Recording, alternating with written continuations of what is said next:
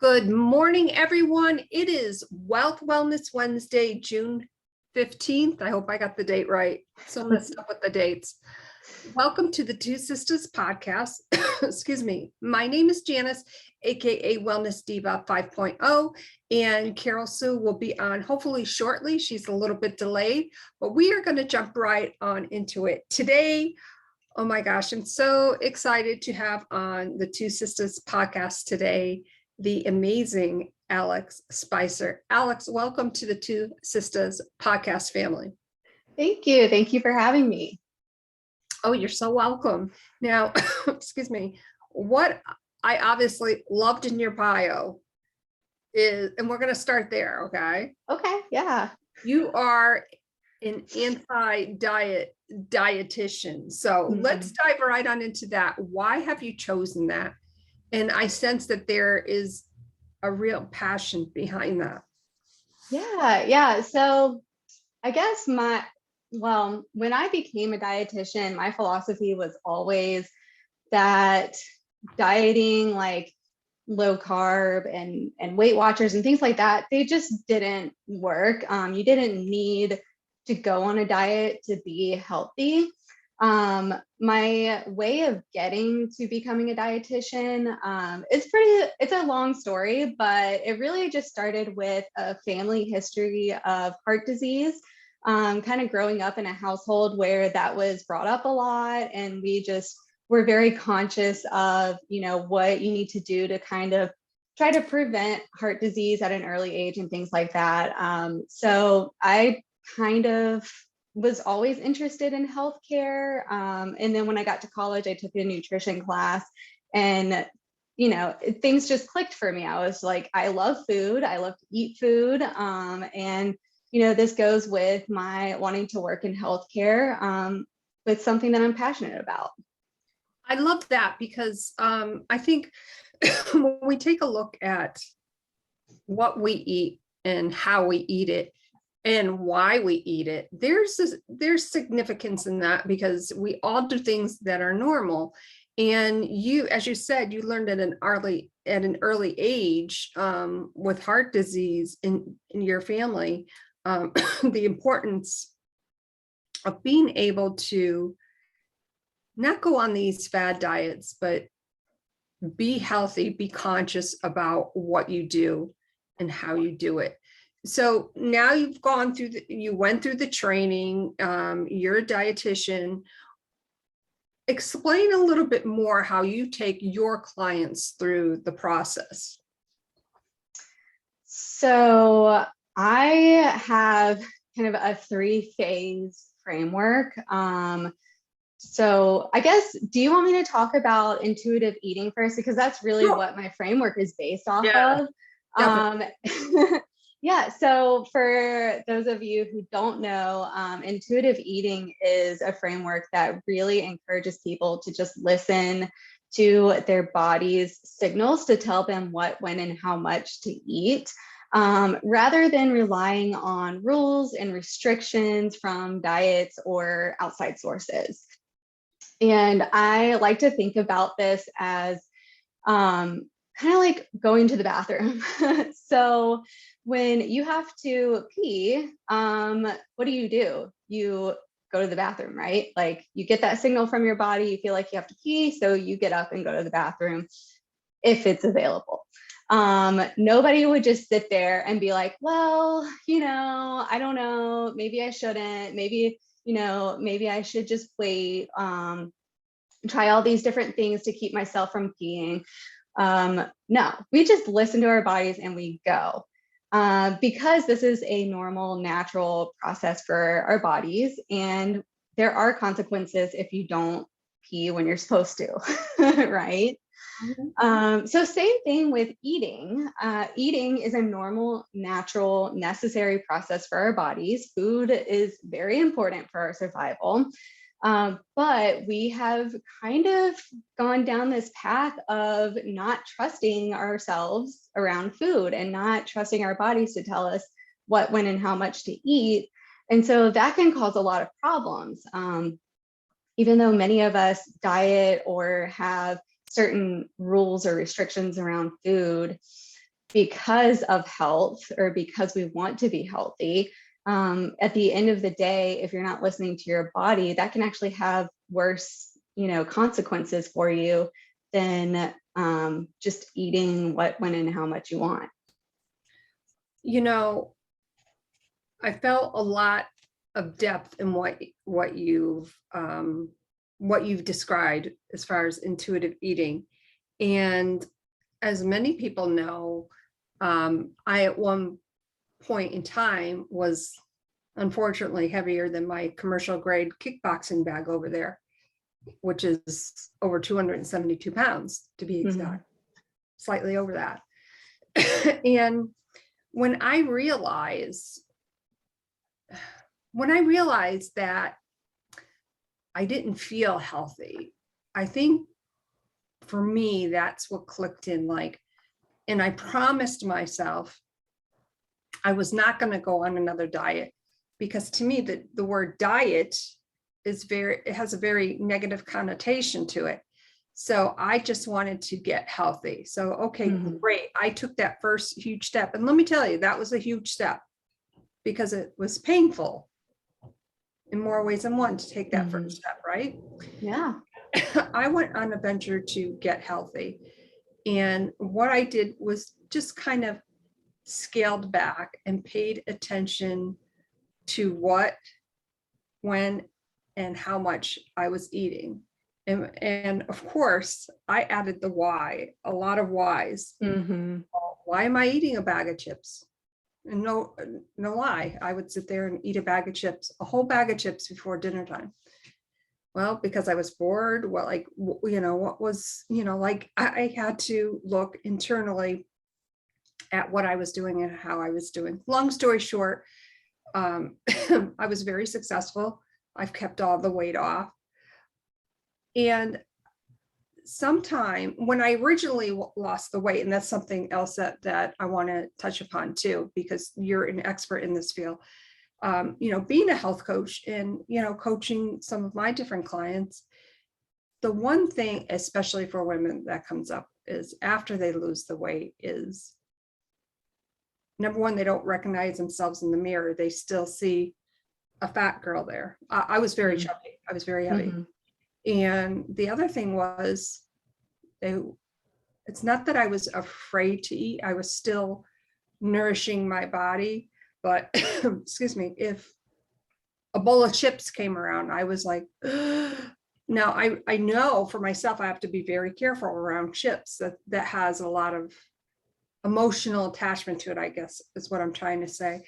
So I would love your expert opinion on how you work through that. You mentioned your 3-phase process, and I'm sure that would have helped me long ago. Yeah. So first of all, I do want to say that intuitive eating is not meant to be like anti-weight loss. It's really more about doing things that just feel good to you and feel best for your health. But without intentionally, focusing on that number, because it's going to change. And I think that that's a really important thing to point out. So with that being said, my framework really focuses first on the body image. So like you mentioned, like looking, even if you lose weight, looking in the mirror and still like seeing that other person or the person that you were before, or just not liking how you look in the mirror. And so we really focus on, the body image, understanding where that story that you're telling yourself about your body came from, and kind of, just trying to accept your body. So I think we all have heard about like body love and, loving your body and things like that. But really, I focus on just accepting it, because love can come, that can be very difficult for a lot of people and take years and years and years. So just trying to jump right into body love is not very, attainable for a lot of people in a short period of time. So we really work on accepting your body as it is and understanding that health can be achieved at any size, no matter, what your weight is or what your size is. The things that maybe we're afraid of, like diabetes or heart disease or something like that, they don't just affect people in larger bodies, right? They affect anybody in any size. So taking the focus off of weight and putting it on what behaviors you can do to support your health. So it could be making small changes to your diet if you have been diagnosed with a disease or something like that, that can be managed by your diet, but in a way that feels good to you and that is not going to focus on that weight. That is so true, because especially as women, I know when I hop on the scale, you look at that number and it was like, that's always been an emotional process for me. Mm-hmm. So I'm just like, okay, whatever, I weighed myself maybe once a month, if that. And the thing with weighing ourselves is, you said it so eloquently, but I wanted to say it again, don't focus on the number, because you can be healthy if you're a little chubbier or on the chubbier side. In diabetes and these different types of diseases, there's no prerequisite as far as you can be thin as a rail and have diabetes. Mm-hmm. So don't focus on the number. I love that. Yeah. And I think that helps to take the pressure off. I think when people hear that, they're like, oh man, like this weight is lifted off my shoulder, and what, I don't have to be at this certain size. Like I can focus on other things. So that's really, the first phase is just understanding that your weight doesn't define you and it doesn't define your health. And to learn to just accept that your body is going to change throughout your life. Like it's not meant to stay the same, right? Like, Right. And we accept that when we're children, my child is growing.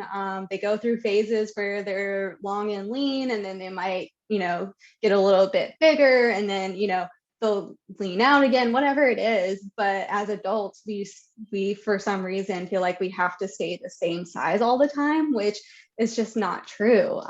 Your body is going to change. And I think that we need to just accept that and figure out a way to live with the body that we're in now. Oh my gosh, that is so true. And I can't wait to hear about the next step. Let's jump right into that. Absolutely. So phase 2 really focuses on listening to your body. And that means like actually understanding what it's telling you. We go through understanding hunger and fullness and satisfaction, and the importance of all three and how they work together to, help you live, keep you fueled and happy, and not thinking about food all the time. So the one thing that my clients say when they start with me is that they think about food all the time. And that's because they're probably not eating enough. They have restrictions around food, and they're not listening to when their body's telling them they need to eat. And that's one of the signs of hunger that we don't think about, is if you're thinking about food all the time, it's your brain and your body are telling you it's time to eat. You got to eat. It's not always super obvious. So we really focus on understanding, getting in tune with our bodies. I don't know if you've heard of mindful eating, Mm-hmm. but Yeah. I do teach a little bit of mindful eating to help bring you into yourself and understand the why. So you said, you were trying to figure out the why of eating. So that also comes into play here too, is understanding why you're eating certain foods. Right, exactly. So for instance, if you're eating a bag of chips, guilty, and a half an hour later you have a stomach ache, that should be a big signal to you, to me, I should say, that yeah, okay, you really shouldn't eat a bag of chips because you always don't feel so well a half an hour later.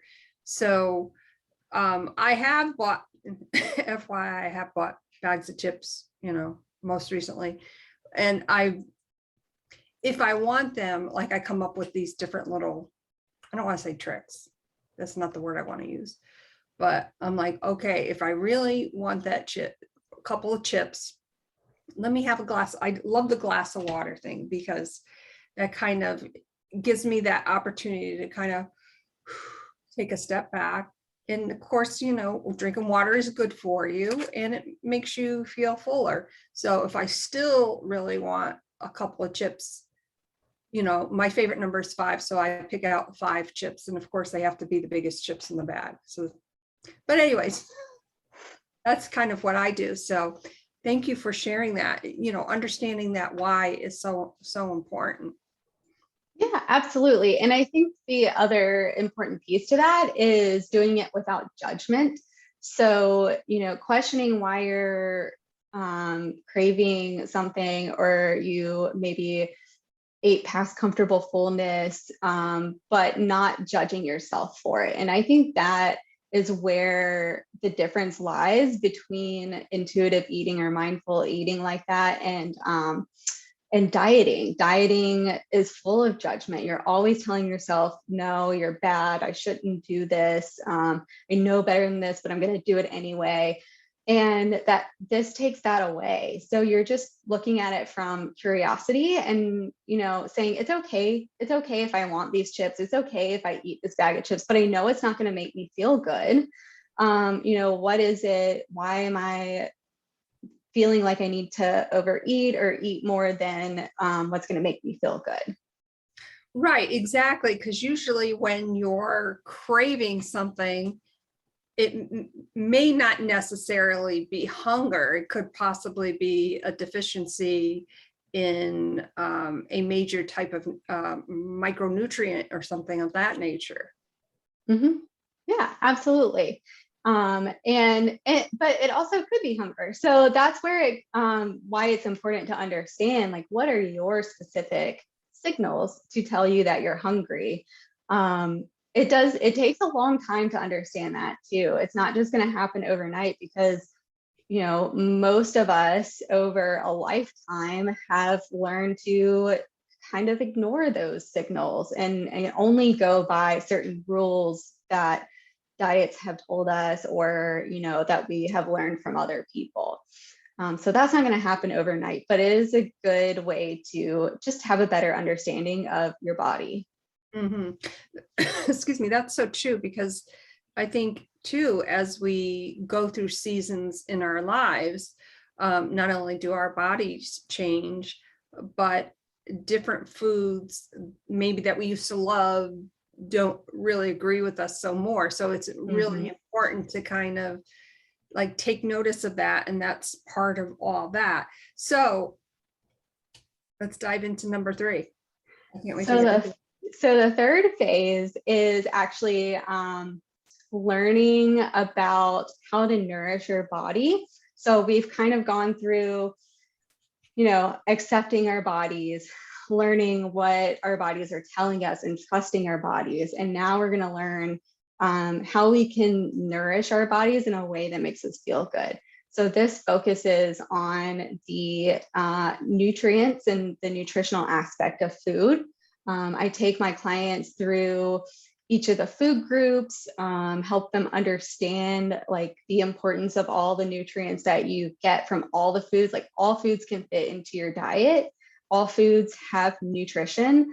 And it just is a matter of how you incorporate those more nutritious foods and those less nutritious foods into your diet so that you have this, well-rounded diet and meal. Yeah. And you know what? That's very interesting because, and I have a question for you. Do you think that there are any bad foods? No. So my philosophy is that food is neutral. Some foods are going to nourish our bodies more, and some foods are going to nourish our souls more. but both are important. And there's not, I mean, one is not better than the other. All foods can be allowed in your diet. But I will say that if you think about foods that you tend to eat too much of, or that you eat past comfortable fullness, that doesn't feel good, right? Like, it doesn't feel good to eat past comfortable fullness or to eat only one thing all the time. And that's true for any kind of food. It's just that we don't think about the more nourishing foods that way. So I like to remind people, like, there's a reason you might binge on potato chips and not broccoli. And it has everything to do with how you view food versus the actual nutritional value of that food. Does that make sense? Yes, absolutely. Thank you so much for explaining that, because, Yeah. you know, although the bad food category, like, we put those things into a category because there is some kind of emotional attachment to that. And obviously mine is potato chips. And of course it's ice cream time, but we won't get into that. But interestingly enough, when you were chatting about, you know, knowing the signals of your body, when to, like, when you're full, for instance, like, you know, obviously I had dinner last night before we went out, and I wanted to have a little bit of ice cream, and I just do like a half a scoop, because I think that's more than enough just to kind of satisfy the taste buds, right? But I was full, but I still wanted the ice cream. I'm like, no, I'm full. So it's okay to do that. Absolutely. Yeah. And that's where that, like, soul nourishing comes into, right? Like, yeah, maybe you were full, you weren't hungry, but it was just like one of those things that just felt so good to have. And like, you were probably pretty satisfied, I would guess, after having a little bit of that ice cream and, you know, getting that taste for it. And I think when you think about it, that's not something that you would want to do all the time, because it wouldn't feel good, right? It wouldn't feel good to eat something after you're always full every time you eat. But understanding why you wanted it, you know, why did I want to have that? Well, it was just, you know, a fun night out, and I just really wanted to cap it off with a little bit of ice cream. And, you know, that's okay. Our lives are meant to be enjoyed, and so is food. Food is meant to be enjoyed. So we don't have to have a specific reason for eating that food. If it's just going to nourish your soul, then that's okay. Absolutely. And we have a viewer on who's a very good friend of mine, Sandy. She said 5 chips. Wow, you are disciplined. Yes, I'm getting much better at that. Thank you, Sandy. Food as love, food as medicine. I always talk about chocolate. And if you're craving chocolate a lot, we all know that's a lack of magnesium.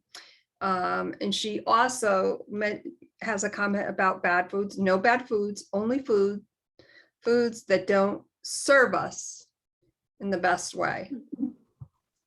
So Okay, yeah, I think that is interesting, because I was also going to mention that, you know, eating and like doing things for whatever reason, you want it to be so that it serves you. And so this is what I love about intuitive eating, is that you can kind of make it what you want, as long as it serves your life. And I think that with diets, they're so rigid and so difficult to stick with for most people, that it's not going to serve you in the way that you want to live.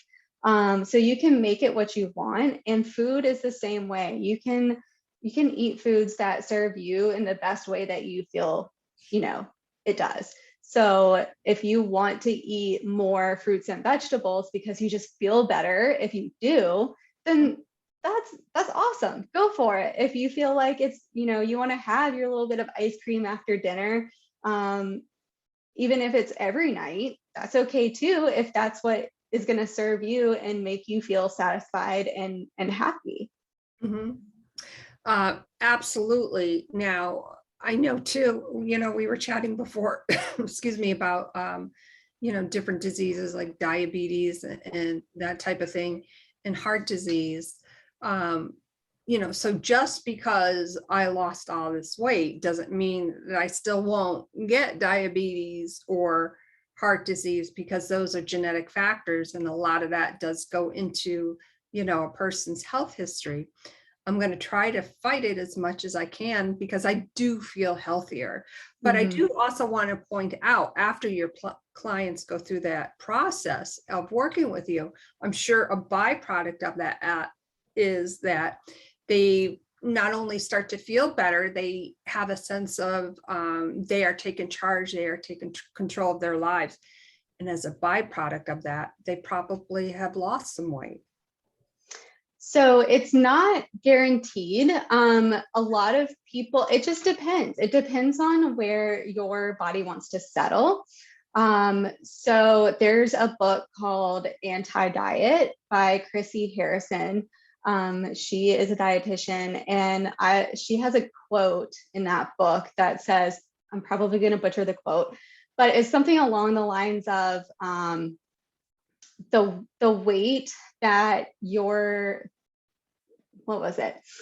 If you have to constantly restrict or be in a calorie deficit in order to be at a certain weight, then that's not the weight for you. And I think that when it's all said and done, our bodies are going to settle at a certain weight. If you are feeding it correctly, if you're feeding it enough food and listening to your body and just letting your body guide you, it's going to settle at a certain weight. And that is going to be different for everyone. So some people who have been under eating their whole lives because they've been dieting and been restricting their calories may end up gaining some weight because they needed to. Gotcha. Once they're finished with my program. Some may stay the same weight, and then some may end up losing a little weight. If they have been conditioned to eat past comfortable fullness all the time, and that's all that they have ever known, then they may end up losing a little bit of weight because they're listening to their bodies and, stopping when they're full more often. But that's not guaranteed. It just depends on your unique body and what it needs. Absolutely. At what point, when you're working with your clients, and maybe this comes up right away, I'm not sure, fitness from a non-diet lens. I love that. Yeah, so that's actually towards the end of my process, but we focus on finding joyful movement. So I'm sure that you have probably, done exercise that you really didn't enjoy doing just because you felt like that was the best way to lose weight or the best way to burn calories or whatever. Right? And just like with anything, if you don't enjoy doing it, then you're probably going to be less likely to want to do it. And you're not going to continue doing it for a long time. So with exercise, it's the same thing. If you're forcing yourself to do hours of cardio every week, but you don't enjoy doing that, then it's going to be harder and harder to motivate yourself to do it. And movement should not be something that you dread doing or that you don't want to do. And that movement can be anything. It doesn't have to be organized exercise. It could be, walking around the block with your dog, or it could be kayaking if you like to be out on the water. It could be just, I don't know, going for a hike. So it doesn't have to be going to the gym for hours and hours and hours every week. Just finding little ways to move in ways that you enjoy doing it. I love that because, well, I will say that I'm a gym rat, but I love that now, and I love kickboxing. For me to get on a treadmill, honestly, for me, is boring. So that's why I love kickboxing. It challenges me, and I get really excited, obviously, when I chat about it. And, obviously I have a home bag here, but, to find what works for you. And sometimes it may be just something as simple as going on YouTube, for instance. Maybe you have an old hula hoop, and there may be hula hoop videos on YouTube. So why not do that for a few minutes if that's what you love to do? Maybe you love doing it as a child, and hey, you want to get into it again. Whatever it is, just get some type of a movement. Don't force yourself to do it, but do something that excites you. Maybe it's something new. So who knows? That's awesome. Yeah. And I think the other piece to that is, again, taking the focus off of weight and calories and making up for what you ate, and putting that focus more on how does it make you feel? How, there are so many benefits to exercise and moving.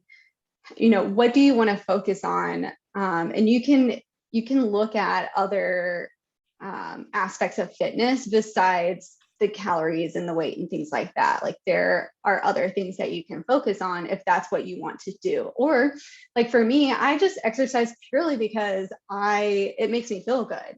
It has, I know the benefits of exercise, and I do think that's important, but at the same time, like, I have found things that I really enjoy and that make me feel good. And so I'm going to continue doing that. Absolutely. What is a word of advice? Maybe somebody who's going to listen to the podcast or view it, and they are a chronic dieter and they just can't seem to get out of that cycle. What is a word of advice or tip that you could give them? So probably one of the best things that many of my clients and myself have done to break out of that cycle is just to surround yourself with other people who have broken free or are in the process of breaking free from the diet cycle. So social media, it could go either way, right? Like, social media can bring you down and make you question your body image and things like that. But there are lots of communities out there that are talking about the same thing, that diets don't work, that you can accept your body at any size. And so I think surrounding yourself, whether it's in person or on social media, with those accounts and those communities can really, really help. And also following accounts that are different, like people who are different sizes. So, people that look like you, but also people that maybe are larger than you, to see that it's okay to be in a larger body and that you can still do all these things in a larger body. It's really a psychological thing. Like, the more you expose yourself to it, the more you start to feel and think that way too. So I think that is a great place to start. Oh, wow. I love that. Great tips for that. Surrounding yourself with communities, whether it be on social media or who knows. And there's so many different platforms out there lately. I can't even keep up with them, and I'm a virtual assistant.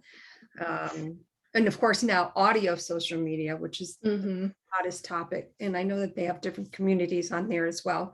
How can our viewers and listeners get in contact with you? So I am on Instagram. My handle is guilt.free.nutrition. And you can always message me on there if you have any questions or want to know more about my program. And then I also have a website. It's alexspicernutrition.com. So you can contact me there. There's a form you can fill out to get on my newsletter, or again, if you have a question, you can kind of just email me from the website. Oh, perfect. Thank you so much for sharing that. And I'm so excited, as I said before we got on to record, to have you on today and have this conversation. I can't thank you enough for being in this space today and sharing your passion and how you help your clients. And I think that's just amazing.